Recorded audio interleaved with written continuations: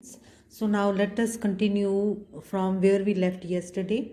So we were at Act 2, Scene 9 of The Merchant of Venice. So we were reading the scene where the Prince of Aragon makes his choice. And so he is deliberating over the three caskets where he's considering which casket to choose. So he, as we have already read, he has rejected the lead casket, and then he has also rejected the golden casket, and now he is viewing the silver casket.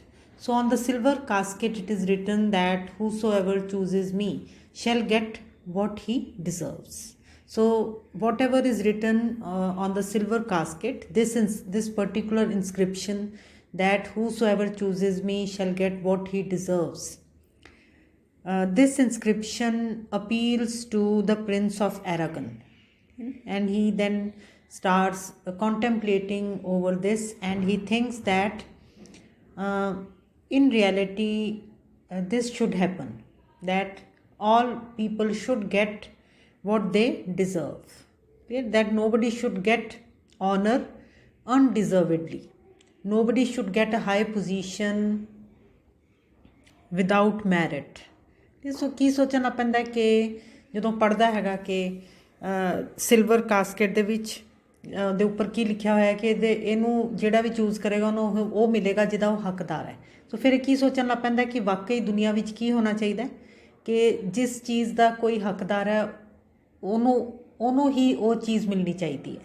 Clear that without merit nobody should be able to get anything, ਕਿ ਦੁਨੀਆ 'ਚ ਹੋਣਾ ਹੀ ਇੱਦਾਂ ਚਾਹੀਦਾ। ਸੋ ਫਿਰ ਉਹ ਕੀ ਸੋਚਦਾ ਕਿ ਜੇ suppose if honor is won by the merit of a person, if honor is bestowed according to the merit of a person, then everything will be right in this world.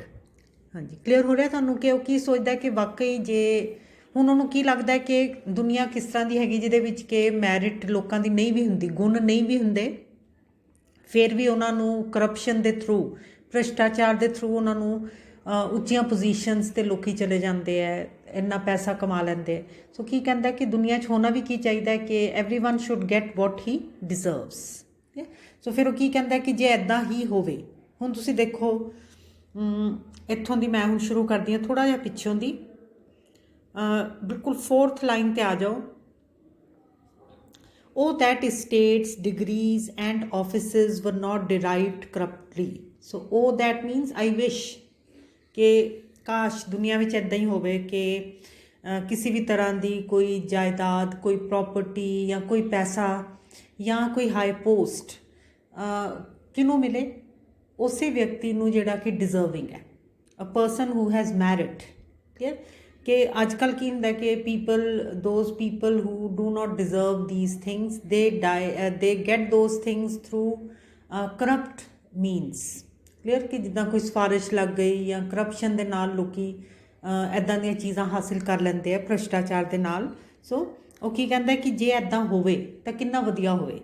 And that clear honour were purchased by the merit of the wearer, ਕਿ ਇੱਜ਼ਤ ਮਿਲੇ ਹੀ ਉਹਨੂੰ ਜਿਹੜਾ merit ਰੱਖਦਾ, clear ਜਿਹਦੇ ਵਿੱਚ ਗੁਣ ਹੈਗੇ ਹੈ ਉਹਨੂੰ ਹੀ ਇੱਜ਼ਤ ਮਿਲੇ ਤਾਂ ਕਿੰਨਾ ਅੱਛਾ ਹੋਵੇ। ਸੋ ਕਹਿੰਦਾ ਜੇ ਇੱਦਾਂ ਹੁੰਦਾ ਤਾਂ ਫਿਰ ਕੀ ਹੋਏਗਾ। How many then should cover that stand bare? ਹੁਣ bare has many meanings. So here bare means uncovered head. Okay? So when you are in the presence of a senior, you cannot stand with your hat on. You have to remove your hat, okay? As a mark of respect for your senior. So ਕੀ ਕਹਿੰਦਾ ਕਿ ਹੁਣ ਅੱਜ ਕੱਲ੍ਹ ਕਹਿੰਦਾ ਕਿ ਜੇ suppose ਵਾਕਈ ਜਿਹੜਾ ਵਿਅਕਤੀ ਡਿਜ਼ਰਵ ਕਰਦਾ ਹੋਵੇ ਉਹਨੂੰ ਹੀ ਹਾਈ ਪੋਜੀਸ਼ਨ ਮਿਲੇ ਤਾਂ ਫਿਰ ਕੀ ਹੋਊਗਾ। ਕਹਿੰਦਾ ਹੁਣ ਦੁਨੀਆ ਦੇ ਵਿੱਚ ਫਿਰ ਕੀ ਹੋ ਜਾਵੇ, ਫਿਰ ਤਾਂ ਜਿਹੜੇ ਕਿੰਨੇ ਹੀ ਲੋਕ ਹੈਗੇ who have to stand bare, who have to uncover their heads in the presence of their seniors, ਉਹ ਆਪਣੀ ਹੈਟ ਪਾ ਕੇ ਰੱਖਣਗੇ ਜੇ ਸਪੋਜ਼ ਸਭ ਕੁਝ ਸਹੀ ਹੋਵੇ ਤਾਂ, because they would be in the senior position. Clear. So ਫਿਰ ਕੀ ਹੋਏਗਾ ਕਿ ਉਹ ਵਾਲੇ ਵਿਅਕਤੀ ਜਿਹੜੇ ਵਿਚਾਰੇ ਹੁਣ ਆਪਣੀ ਹੈਟ ਉਤਾਰ ਕੇ ਰੱਖਦੇ ਹੈਗੇ ਕਿ as they have to show respect to their senior, ਤਾਂ ਉਹ ਫਿਰ ਕੀ ਰੱਖਣਗੇ, ਉਹ ਆਪਣੀ ਹੈਟ ਇੰਟੈਕਟ ਰੱਖਣਗੇ, ਔਰ because they will be in the senior position. I hope you understand this. ਦੇਖੋ ਇਹਨੂੰ ਹੁਣ, how many then should cover that stand bare, clear? Now they will be able to cover their heads and they will stand with their hats on, clear? कि जे वाकई सब कुछ merit ਦੇ ਨਾਲ ਹੀ ਮਿਲੇ। how many may be commanded that command, clear? so ਇਸ ਤੇ ਇਹਦੇ ਨਾਲ ਹੀ ਜਿਹੜੇ ਇਸ ਵੇਲੇ commanding position 'ਚ ਹੈ, commanding position 'ਚ order ਦੇਣ ਦੀ position 'ਚ ਕੌਣ ਹੁੰਦੇ, ਜਿਹੜੇ ਕਿ ਉੱਚੀ ਪੋਸਟ ਤੇ ਹੁੰਦੇ। ਸੋ ਕਹਿੰਦਾ ਕਿ ਜੇ ਸਪੋਜ਼ ਦੁਨੀਆ ਵਿੱਚ ਇੱਦਾਂ ਹੋ ਜਾਵੇ ਵੀ ਨਿਆਂ ਹੋਣ ਲੱਗ ਪਏ ਵੀ ਜਿਹੜਾ ਵਿਅਕਤੀ ਮੈਰਿਟ ਰੱਖਦਾ ਉਹਨੂੰ ਹੀ ਉੱਚੀ ਪੋਜੀਸ਼ਨ ਮਿਲੂਗੀ, ਫਿਰ ਕੀ ਹੋਊਗਾ, ਜਿਹੜੇ ਇਸ ਵੇਲੇ ਬੜੀ ਸ਼ਾਨ ਦੇ ਨਾਲ ਆਰਡਰ ਦੇ ਰਹੇ ਹੈ, ਦੇ ਆਰ ਕਮਾਂਡਿੰਗ, ਉਹ ਫਿਰ ਕਿਹੜੀ ਪੋਜੀਸ਼ਨ 'ਚ ਆ ਜਾਣਗੇ, ਉਹ ਸਬੋਰਡੀਨੇਟ ਪੋਜੀਸ਼ਨ 'ਚ ਆ ਜਾਣਗੇ।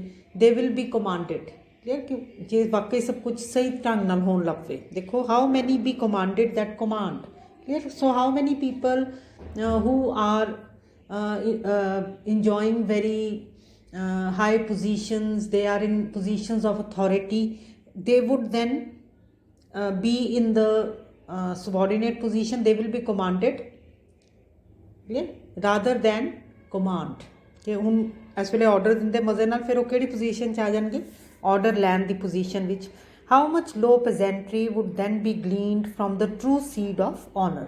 ਸੋ low peasantry here means undeserving people, clear? ਕਿ ਜਿਹੜੇ ਇਸ ਵੇਲੇ ਬੜੇ ਡਿਜ਼ਰਵਿੰਗ ਘੁੰਮਦੇ ਹੈਗੇ ਆ, ਜਿਹੜੇ ਬਹੁਤ ਹੀ ਹਾਈ ਪੋਜੀਸ਼ਨਸ ਲੈ ਕੇ ਬਹੁਤ ਇੱਜ਼ਤ ਕਮਾ ਰਹੇ ਦੁਨੀਆ ਦੇ ਵਿੱਚ, ਉਹ ਫਿਰ ਕੀ ਹੋ ਜਾਣਗੇ, ਉਹ ਫਿਰ ਨਿਕਲ ਜਾਣਗੇ, clear? How much low peasantry would then be gleaned from the true seed of honour, and how much picked from the chaff and ruin of the times to be new ਵਾਰਨਿਸ਼ਡ।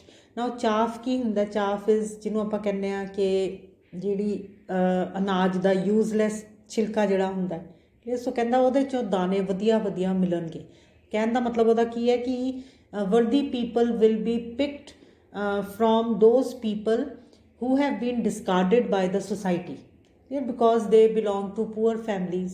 ਸੋ ਉਹ ਜਿਹੜੀ ਡਿਸਕਾਰਡਡ ਕਲਾਸ ਹੈ ਉਹਦੇ 'ਚੋਂ ਹੀ ਹੀਰੇ ਨਿਕਲਣਗੇ ਔਰ ਉਹਨਾਂ ਨੂੰ high position ਮਿਲੇਗੀ।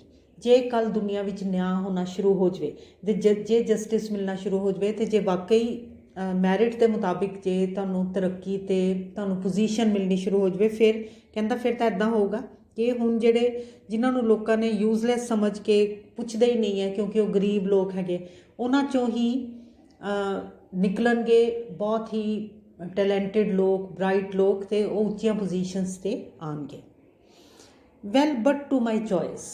ਸੋ ਫਿਰ ਉਹ ਕੀ ਕਹਿੰਦਾ, ਮੈਂ ਹੁਣ ਬਹੁਤ ਵਿਚਾਰ ਕਰ ਲਿਆ, I have done enough contemplation now, so let me now move on to my choice. ਕਿ ਮੈਂ ਹੁਣ ਚਲੋ ਦੇਖਦਾ ਵੀ ਮੈਂ ਕਿਹੜਾ ਤਿੰਨਾਂ 'ਚੋਂ ਲੈਣਾ ਹੈਗਾ, ਕਿਹੜਾ ਮੈਂ ਕਾਸਕਟ ਚੂਜ਼ ਕਰਨਾ ਹੈ। Well but to my choice who chooseth me shall get as much as he deserves. So ਫਿਰ ਪੜ੍ਹਨ ਲੱਗ ਪੈਂਦਾ ਸਿਲਵਰ ਕਾਸਕਟ ਦੇ ਉੱਪਰ ਕੀ ਲਿਖਿਆ ਹੋਇਆ ਹੈ। ਸੋ who chooseth me shall get as much as he deserves. So he reads the inscription again. I will assume desert. So ਕਹਿੰਦਾ ਹੁਣ ਮੈਂ ਸੋਚ ਲੈਣਾ ਹੈ ਵੀ I really deserve Portia. So ਕਹਿੰਦਾ ਮੈਂ ਹੁਣ ਇਹ ਮੰਨ ਲੈਣਾ ਹੈਗਾ ਅਤੇ ਮੈਂ ਸਿਲਵਰ ਕਾਸਕਟ ਹੀ ਚੂਜ਼ ਕਰਦਾ। Give me a key for this and instantly unlock my fortunes here. So ਫਿਰ ਉਹ ਕੀ ਕਹਿੰਦਾ, ਪੋਰਸ਼ੀਆ ਤੋਂ ਮੰਗਦਾ ਕਿ ਮੈਨੂੰ ਕੀ ਦੇ ਦਿਓ ਅਤੇ ਮੈਂ ਦੇਖਾਂ ਮੇਰੀ ਕਿਸਮਤ 'ਚ ਕੀ ਲਿਖਿਆ ਹੈਗਾ। Let me unlock my fortunes. He opens the silver casket. Portia. Too long a pause for that which you find there. Clear? So फिर पोर्शिया कितनी देर कुछ नहीं बोलता, फिर पोर्शिया की कहती है कि why don't you speak up? ਉਹਨੂੰ ਕਿ ਤੂੰ ਬਹੁਤ ਜ਼ਿਆਦਾ ਦੇਰ ਦਾ ਚੁੱਪ ਹੈਗਾ। ਸੋ ਕੀ ਨਿਕਲਿਆ ਉਹਦੇ ਵਿੱਚੋਂ ਦੀ, Aragon. What is here? So Aragon is really in a state of shock because he had expected to find Portia's portrait in that casket. ਪਰ ਉੱਥੇ ਕੀ ਹੈ, ਉੱਥੇ ਤਾਂ ਕੁਛ ਹੋਰ ਹੀ ਹੈਗਾ। What's here? The portrait of a blinking idiot. So ਦੇਖਦਾ ਕਿ ਉਹਦੇ ਵਿੱਚ ਤਾਂ ਇੱਕ ਪਿਕਚਰ ਜੀ ਬਣੀ ਹੋਈ ਹੈ, ਇੱਕ ਪੇਂਟਿੰਗ ਜੀ ਬਣੀ ਹੋਈ ਹੈ। ਕਿਹਦੀ ਹੈਗੀ ਹੈ? ਪੋਰਟਰੇਟ ਬਣਿਆ ਹੋਇਆ ਕਾਹਦਾ ਹੈਗਾ? ਇੱਕ ਈਡੀਅਟ ਦਾ, ਇੱਕ ਮੰਦਬੁੱਧੀ ਇਨਸਾਨ ਦਾ। Clear? The portrait of a blinking idiot presenting me a schedule. Clear? ਔਰ ਉਹਦੇ ਹੱਥ 'ਚ ਪੋਰਟਰੇਟ ਦੇ ਵਿੱਚ ਹੀ ਉਹਦੇ ਹੱਥ ਵਿੱਚ ਕੀ ਹੈਗਾ, ਇੱਕ ਰਿਟਨ ਕਾਗਜ਼ ਹੈਗਾ। I will read it. So पढ़दा ਉਹਨੂੰ how much unlike art thou to Portia. So ਫਿਰ ਉਹ ਕੀ ਕਹਿੰਦਾ ਹੈ ਕਿਹਦੀ ਹੈਗੀ ਹੈ शिवाली मैडम हम कर बनाया। अच्छा अच्छा thank you so how much low ਇੱਥੋਂ ਦੀ ਦੇਖੋ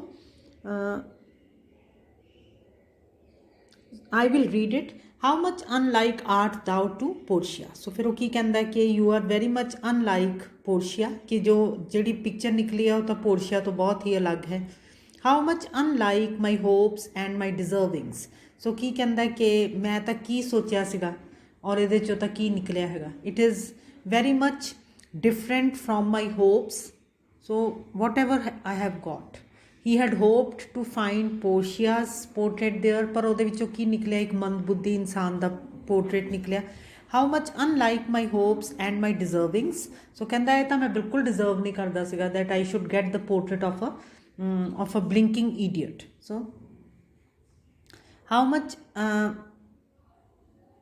who chooseth me shall have as much as he deserves so ਕਹਿੰਦਾ ਇਹਦੇ ਵਿੱਚ ਤਾਂ ਇਹ ਲਿਖਿਆ ਸੀਗਾ ਕਿ ਉਹਨੂੰ ਉਹੀ ਮਿਲੂਗਾ ਜਿਹਦਾ ਉਹ ਹੱਕਦਾਰ ਹੈਗਾ did I deserve no more than a fool's head so ਫਿਰ ਉਹ ਪਰੇਸ਼ਾਨ ਹੋ ਜਾਂਦਾ ਹੈ ਕਿ ਕੀ ਮੈਂ ਇਹੀ ਡਿਜ਼ਰਵ ਕਰਦਾ ਸੀਗਾ ਕੀ ਮੈਂ did I deserve no more than a fool's head ਕਿ ਇੱਕ ਫੁਲਿਸ਼ ਵਿਅਕਤੀ ਮੈਨੂੰ ਦਿਖੇ पोर्ट्रेट की मैं ये डिजर्व करता सीगा is that my prize so की यही मेरा इनाम है is that my prize are my deserts no better so deserts का भी यही मतलब है कि की मेरे इनाम इस तो बैटर नहीं सी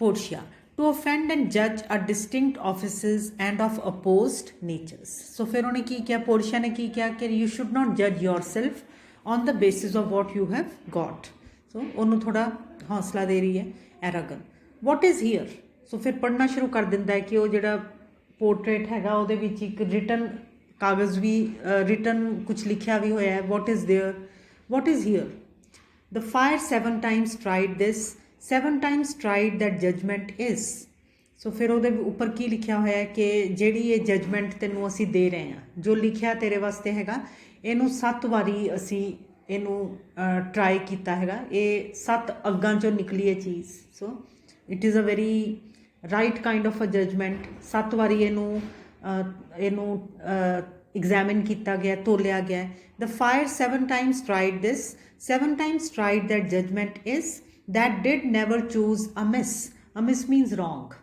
ਕਲੀਅਰ ਕਿ ਇਹ ਜਜਮੈਂਟ ਇੱਦਾਂ ਦੀ ਹੈ ਕਿ ਉਹ ਗਲਤ ਹੋ ਹੀ ਨਹੀਂ ਸਕਦੀ ਕਿਉਂਕਿ ਇਹਨੂੰ 7 ਵਾਰੀ ਟਰਾਈ ਕੀਤਾ ਗਿਆ ਹੈ some there be that shadows kiss such have but a shadows bliss so shadows ਦਾ ਮਤਲਬ ਵੀ ਕੀ ਹੁੰਦਾ not real ਪਰਛਾਵੇਂ ਸੋ ਕਹਿੰਦਾ ਕਿ ਜਿਹੜੇ ਲੋਕ ਰਿਐਲਿਟੀ ਤੋਂ ਦੂਰ ਰਹਿੰਦੇ ਹੈਗੇ ਕਲੀਅਰ ਐਰਾਗਨ ਨੂੰ ਕਹਿ ਰਿਹਾ ਉਹ some here be that shadows kiss it means some people are always away from the reality ਕਿ ਯਥਾਰਥ ਤੋਂ ਦੂਰ ਰਹਿੰਦੇ ਹੈਗੇ such have but a shadows bliss means happiness ਔਰ ਫਿਰ ਉਹਨਾਂ ਨੂੰ ਖੁਸ਼ੀ ਵੀ ਕਿੱਦਾਂ ਦੀ ਮਿਲਦੀ ਹੈ they get the happiness that is not real such have but a shadow's bliss there be fools alive I wish so ਫਿਰ ਉਹ ਕੀ ਕਹਿੰਦਾ ਕਿ ਕਈ ਸੋ ਉਹਦੇ ਤੇ ਕੀ ਲਿਖਿਆ ਹੋਇਆ ਕਿ ਦੁਨੀਆ 'ਚ ਕਈ ਪਾਗਲ ਹੈਗੇ there be fools alive silvered over ਕਿ there are many fools in this world who are silvered over ਦਾ ਮਤਲਬ ਕੀ ਹੈ ਕਿ ਉਹਨਾਂ ਦੇ ਜਿਹੜੇ ਬਾਲ ਹੈਗੇ ਉਹ ਸਫੇਦ ਹੈ ਓਲਡ ਏਜ ਕਰਕੇ ਦੇਖੋ there be fools alive silvered over means ਕਿ ਉਹਨਾਂ ਦੇ ਚਾਂਦੀ ਰੰਗੇ ਬਾਲ ਹੈਗੇ ਹੈ it means they are old people and so was this means ਕਿ ਜਿੱਦਾਂ ਕੁਝ ਲੋਕ ਹੁੰਦੇ ਜਿਨ੍ਹਾਂ ਦੇ ਕਿ ਬਾਲ ਸਫੇਦ ਹੁੰਦੇ ਹੈ ਜਿਹਦੇ ਕਰਕੇ ਕਿ ਸਾਨੂੰ ਕਈ ਵਾਰੀ ਕੀ ਭੁਲੇਖਾ ਲੱਗਦਾ that maybe they are wise ਸੋ ਇਹ ਤਾਂ ਹੈ ਹੀ ਹੈ ਨਾ ਬੇਟਾ ਕਈ ਵਾਰੀ ਅਸੀਂ ਕਿਸੇ ਦੀ ਦਿੱਖ ਤੋਂ ਕੀ ਅੰਦਾਜ਼ਾ ਲਗਾਉਂਦੇ ਹਾਂ ਦੈਟ ਇਹ ਇੰਨੀ ਉਮਰ ਦਾ ਬੰਦਾ ਹੋ ਗਿਆ he must be a very wise person ਪਰ ਜ਼ਰੂਰੀ ਨਹੀਂ ਹੈ ਕਿ ਜੇ ਕੋਈ ਓਲਡ ਵੀ ਹੋ ਗਿਆ ਔਰ ਉਹਦੇ ਜਿਹੜੇ ਬਾਲ ਹੈਗੇ ਆ even if they have turned grey that does not mean that person is a wise one clear so ਉਹਦੀ ਬੇਵਕੂਫੀ ਕਿੱਥੇ ਲੁਕੀ ਹੁੰਦੀ ਹੈ ਉਲਟਾ ਉਹਦੇ ਬਾਲਾਂ ਦੇ ਕਰਕੇ ਲੁਕ ਜਾਂਦੀ ਹੈ ਕਿਉਂ ਲੁਕ ਜਾਂਦੀ ਹੈ ਸਫੇਦ ਬਾਲਾਂ ਕਰਕੇ ਕਿਉਂਕਿ ਅਸੀਂ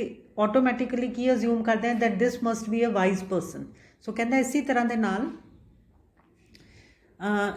ਐਂਡ ਸੋ ਵਾਜ਼ ਦਿਸ। ਸੋ ਕਹਿੰਦਾ ਜਿੱਦਾਂ ਕਿ the foolishness of those people who are old but who are foolish, their foolishness is hidden because of it is, you may say it is hidden beneath their white hair।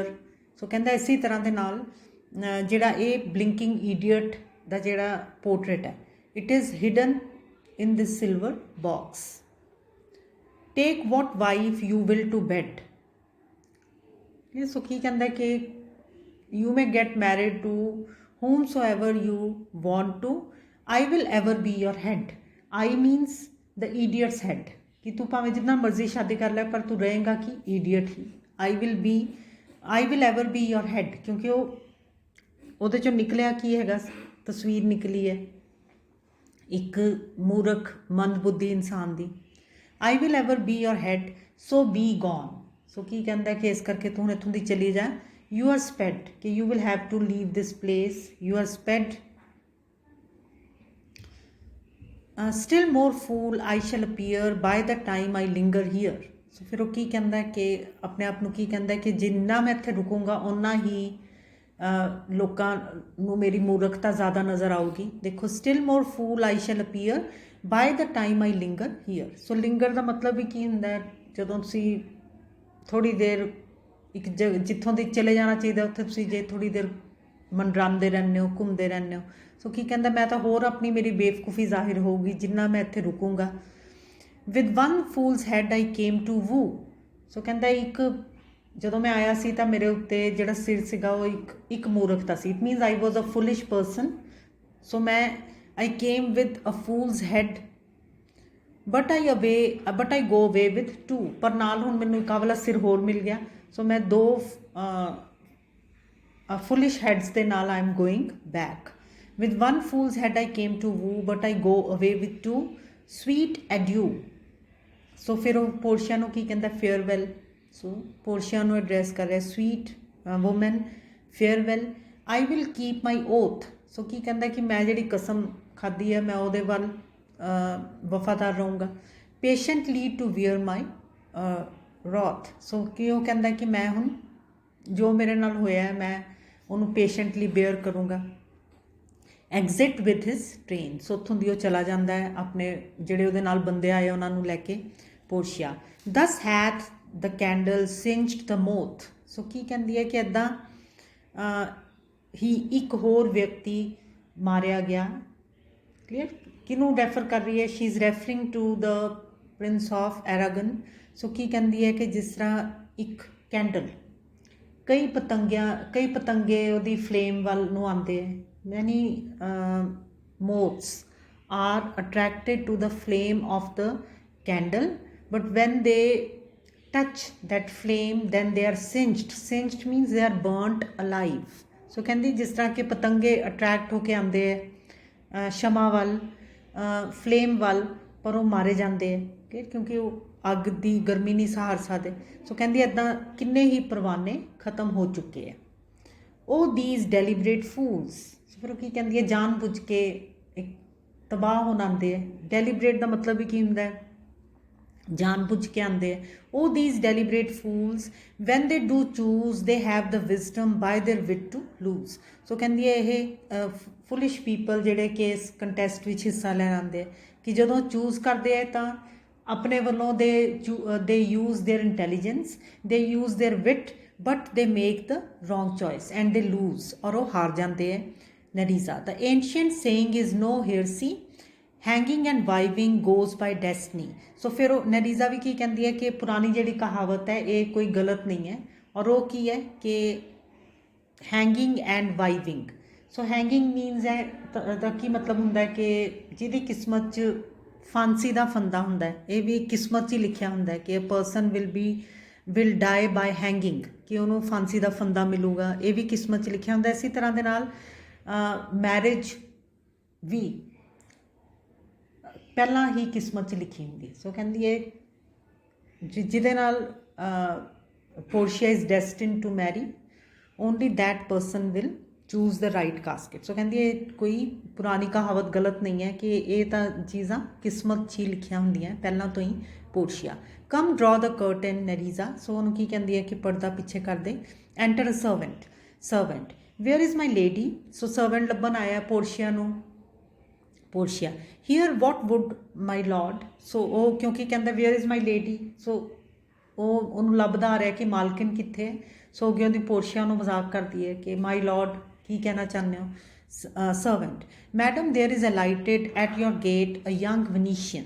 ਸੋ ਫਿਰ ਉਹ ਕੀ ਕਹਿੰਦਾ ਕਿ ਇੱਕ ਹੁਣੀ ਤੁਹਾਡੇ ਦਰਵਾਜ਼ਿਆਂ ਦੇ ਉੱਪਰ ਇੱਕ ਵੈਨਿਸ ਤੋਂ ਯੰਗ ਲੜਕਾ ਆਇਆ ਹੈ.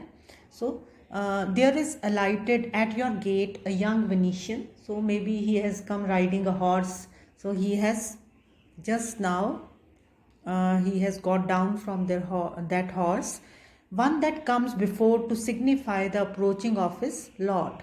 So ਇਹ ਵਿਅਕਤੀ ਆਇਆ ਜਿਹੜਾ ਕਿ ਅਨਾਊਂਸ ਕਰਨ ਆਇਆ ਕਿ ਉਹਦਾ ਜਿਹੜਾ ਮਾਲਿਕ ਹੈ ਉਹ ਜਲਦੀ ਹੀ ਪਹੁੰਚਣ ਵਾਲਾ ਹੈ. ਤੇ ਸੋ ਇੱਕ ਮੈਸੇਂਜਰ ਹੈ ਇਹ. So as we can guess ਕਿ ਮੈਸੇਂਜਰ ਕਿਹਦਾ ਹੋਏਗਾ, ਬਸੈਨੀਓ ਦਾ. ਤੇ ਸੋ ਬਸੈਨੀਓ ਨੇ ਆਪਣੇ ਅੱਗੇ ਇੱਕ ਮੈਸੇਂਜਰ ਭੇਜਿਆ ਦੱਸਣ ਵਾਸਤੇ ਕਿ ਬਸੈਨੀਓ ਪਹੁੰਚਣ ਵਾਲਾ ਹੈ. So one that comes before to signify the approaching of his lord. So ਇਹ ਪਹਿਲਾਂ ਸੁਨੇਹਾ ਲੈ ਕੇ ਆਇਆ ਹੈ ਕਿ ਉਹਦਾ ਮਾਲਿਕ ਆਉਣ ਵਾਲਾ ਹੈ. From whom he bringeth sensible regrets. So sensible regret ਦਾ ਮਤਲਬ ਹੁਣ ਕੀ ਅੱਜ ਕੱਲ੍ਹ ਦੀ ਲੈਂਗੁਏਜ ਵਿੱਚ ਕੀ ਹੈਗਾ ਕਿ ਜਦੋਂ ਤੁਸੀਂ ਕਿਸੇ ਨੂੰ ਕਹਿੰਦੇ ਹੋ ਦੈਟ ਆਈ ਐਮ ਸੌਰੀ, ਪਰ ਰਿਗਰੈਟ ਦਾ ਉੱਥੇ ਮਤਲਬ ਕੀ ਹੈਗਾ ਕਿ ਜਿਸ ਤਰ੍ਹਾਂ ਆਪਾਂ ਕਹਿ ਸਕਦੇ ਗੁੱਡ ਵਿਸ਼ਿਜ਼. ਉਹਨੇ ਆਪਣੀਆਂ ਵਿਸ਼ਿਜ਼ ਭੇਜੀਆਂ ਹੈਗੀਆਂ ਉਹਦੇ ਮਾਲਿਕ ਨੇ ਉਹਦੇ ਹੱਥ. To wit besides commends and courteous breath gifts of rich value. So ਕਹਿੰਦੀ ਉਹ ਕੀ ਕਹਿੰਦਾ ਕਿ ਨੌਕਰ ਕੀ ਕਹਿੰਦਾ ਕਿ ਜਿਹੜਾ ਵਿਅਕਤੀ ਆਇਆ ਹੈ ਮੈਸੇਂਜਰ ਬਣ ਕੇ ਉਹ ਕੀ ਲੈ ਕੇ ਆਇਆ, ਉਹ ਕਈ ਤਰ੍ਹਾਂ ਦੀਆਂ ਗੁੱਡ ਵਿਸ਼ਿਜ਼ ਦੇ ਨਾਲ ਉਹ ਬਹੁਤ he has brought very expensive gifts also. ਕਿ ਉਹਦੇ ਮਾਲਿਕ ਨੇ ਉਹਨੂੰ ਪਹਿਲਾਂ ਭੇਜਿਆ ਕਈ ਸੁਨੇਹੇ ਦੇ ਕੇ and many gifts.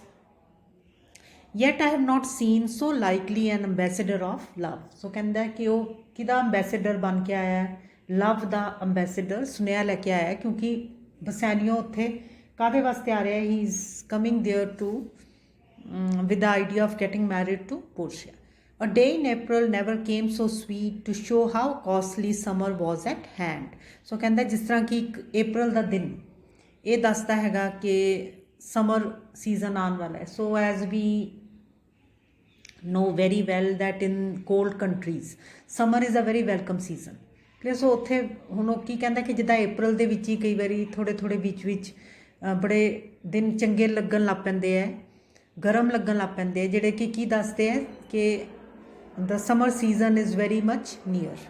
So a day in April never came so sweet to show how costly summer was at hand. ਕਿ ਕਿਸ ਤਰ੍ਹਾਂ ਸਮਰ ਸੀਜ਼ਨ ਆਉਣ ਵਾਲਾ ਹੈ. ਕਈ ਵਾਰੀ ਸੁਣਿਆ ਪਹਿਲਾਂ ਹੀ ਕੋਈ April ਦਾ ਕੋਈ ਦਿਨ ਹੁੰਦਾ ਹੈ ਵਿੱਚ ਜਿਹੜਾ ਕਿ ਸਾਨੂੰ ਦੱਸ ਦਿੰਦਾ.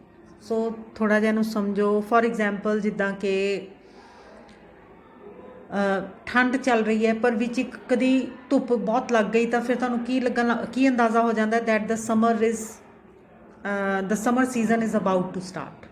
ਸੋ ਉਹ ਦਿਨ ਪਹਿਲਾਂ ਆਉਂਦਾ ਹੈਗਾ ਅਤੇ ਸਮਰ ਸੀਜ਼ਨ ਬਾਅਦ ਸ਼ੁਰੂ ਹੁੰਦਾ ਹੈ. ਸੋ ਇਸੇ ਤਰ੍ਹਾਂ ਦੇ ਨਾਲ ਕੀ ਕਹਿੰਦਾ ਕਿ ਜਿੱਦਾਂ ਕਈ ਵਾਰੀ ਟ੍ਰੇਲਰ ਜਿਹਾ ਆ ਜਾਂਦਾ ਹੈ April ਵਿੱਚ ਹੀ ਕਿਹਦੇ ਬਾਰੇ ਕਿ ਸਮਰ ਸੀਜ਼ਨ ਵਧੀਆ ਸੀਜ਼ਨ ਆਉਣ ਵਾਲਾ ਹੈ ਕਿਉਂਕਿ ਇੰਗਲੈਂਡ ਦੇ ਵਿੱਚ ਸਮਰ ਸੀਜ਼ਨ ਨੂੰ ਵਧੀਆ ਮੰਨਿਆ ਜਾਂਦਾ ਹੈ. ਕਿ ਸੋ ਇਸੇ ਤਰ੍ਹਾਂ ਦੇ ਨਾਲ ਇਹ ਵਿਅਕਤੀ ਜਿਹੜਾ ਹੈ ਇਹ ਇੱਦਾਂ ਦਾ ਟ੍ਰੇਲਰ ਹੀ ਆਇਆ ਹੈ ਜਿਹੜਾ ਕਿ ਸਾਨੂੰ ਕੀ ਦੱਸਦਾ ਹੈ ਕਿ ਅੱਗੇ ਜਿਹੜਾ ਮਾਲਿਕ ਹੈ ਉਹ ਕਿੰਨਾ ਜ਼ਬਰਦਸਤ ਵਿਅਕਤੀ ਹੋਏਗਾ, ਉਹਦੀ ਪਰਸਨੈਲਿਟੀ ਕਿੰਨੀ ਜ਼ਿਆਦਾ ਵਧੀਆ ਹੋਏਗੀ. ਕਿਉਂਕਿ ਉਹਨੇ ਜਿਹੜਾ ਆਪਣਾ ਮੈਸੇਂਜਰ ਭੇਜਿਆ ਉਹੀ ਇੰਨਾ ਅੱਛਾ ਬੋਲਦਾ ਹੈ, ਇੰਨਾ ਅੱਛਾ ਦਿਖਦਾ ਹੈ. ਸੋ ਟ੍ਰੇਲਰ ਹੀ ਬਹੁਤ ਵਧੀਆ ਹੈ. This is what he is trying to say to show how costly summer was at hand. And this four-spurrer comes before his lord. So four-spurrer ਦਾ ਮਤਲਬ ਕੀ ਹੈ ਕਿ ਜਿਹੜਾ ਪਹਿਲਾਂ ਆਇਆ ਘੋੜੇ ਦੇ ਉੱਪਰ. Okay, so four-spurrer ਦਾ ਮਤਲਬ ਕੀ ਹੈ the one who comes before on his horse to announce the arrival of another person. ਕਿ ਉਹ ਪਹਿਲਾਂ ਉਹਨੇ ਜਿਹੜਾ ਸੁਨੇਹਾ ਭੇਜਿਆ ਹੈਗਾ ਇੱਕ ਵਿਅਕਤੀ ਜਿਹੜਾ ਆਪਣੇ ਮਾਲਿਕ ਤੋਂ ਪਹਿਲਾਂ ਆਇਆ ਹੈ. ਤੇ ਸੋ ਕਿ ਉਹੀ ਕੀ ਦਰਸਾ ਰਿਹਾ ਹੈ ਕਿ ਦ ਰੀਅਲ